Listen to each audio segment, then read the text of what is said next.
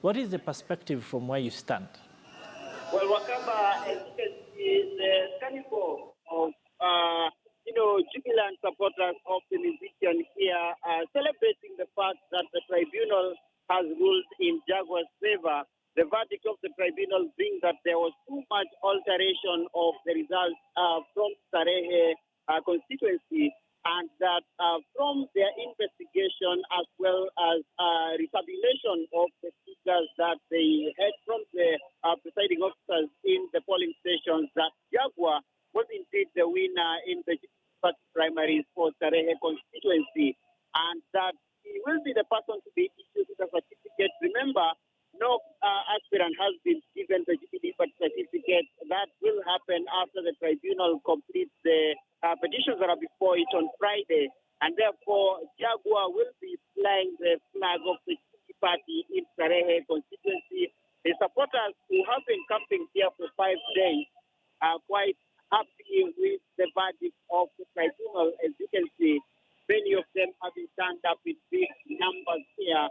And it is now upon Njagua to go back to the grassroots and campaign. Remember, he will be coming up against a formidable aspirant from the ODM party, Mbogo, as well as minor commander, in the event that he chooses to go independent instead of appealing the verdict of the tribunal here. Within the course of the day, we will try and find out from him what will be his next course of action now that the tribunal has ruled in the favor of the popular musician who will now be contesting that particular seat on the Jubilee party ticket, Wakaba. Muremi, just before I let you go, a quick question. What exactly does this win now mean for him, especially, and for the Jubilee party, especially knowing that that tribunal is faced with a very heavy task of arbitrating and really deciding on all the contests that are still going on?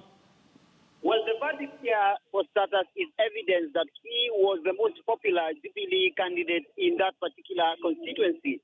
But the fight ahead for him, you might say, is arguably a bigger one, because now, despite being the Jubilee party candidate in that particular constituency, he will be coming up against the ODM candidate, who will be equally with the backing of the financial muscle as well as the political support, which, of course, Njagua himself will be banking on from his side, the Jubilee party.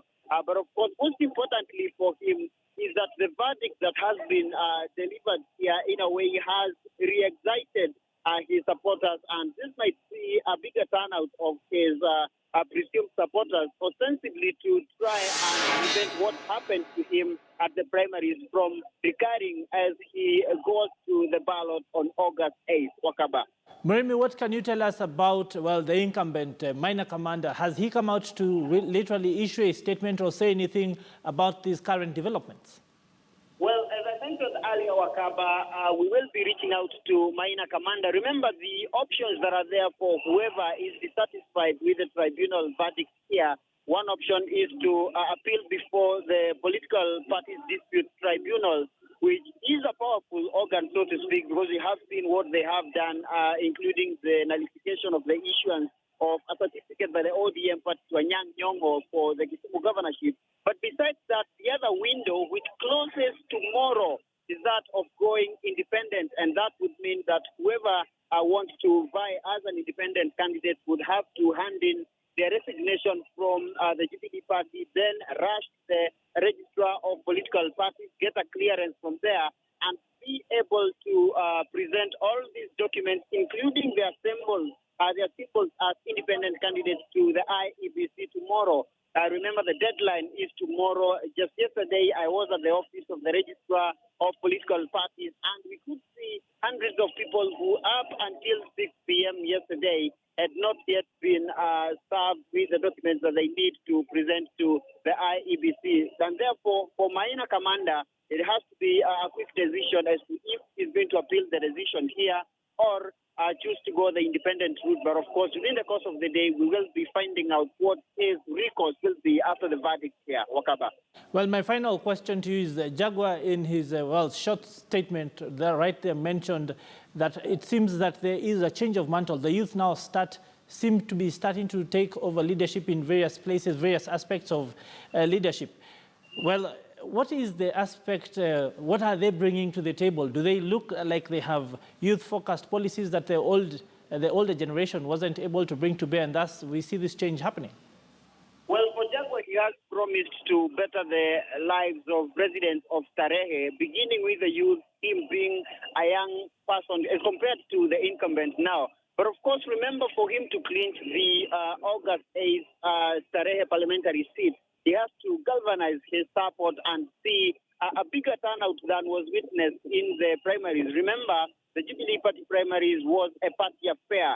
The August 8th elections is an electorate affair, bringing together the members of all the political parties that are in Starehe constituency. And therefore, much as he is celebrating now clinching the Jubilee Party ticket here, he has the bigger task of reaching out to potential supporters who are in the camp of his opponents in the ODM party, as well as the persons that had voted for his key opponent, the Jubilee, that being Maina Kamanda, in the event that he will be running as an independent candidate, as I mentioned earlier, but that is subject to confirmation. Wakaba.